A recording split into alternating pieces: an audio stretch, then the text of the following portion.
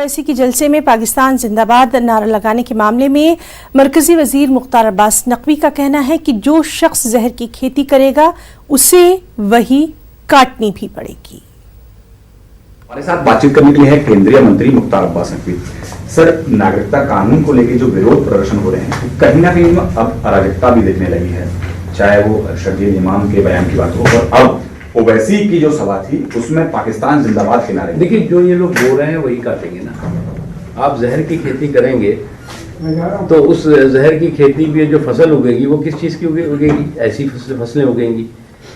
अगर किसी political party के मंच से हिंदुस्तान मुर्दाबाद और पाकिस्तान जिंदाबाद के नारे लगें तो इस बात का एहसास आसानी से किया जा सकता है कि उस पार्टी और उस पार्टी से जुड़े हुए लोगों की देश के प्रति क्या कमिटमेंट है, क्या प्रतिबद्धता है।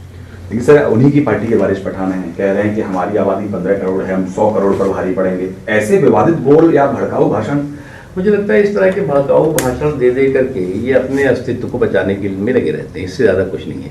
इनको भी इस बात का एहसास है कि जिस तरह के ये भड़काऊ भाषण करते हैं इसको कोई पसंद नहीं करता, जिनके लिए करते हैं वो भी पसंद नहीं करते। सर, नागरिकता कानून को लेकर शाहीन बाग का धरना लगातार जारी है।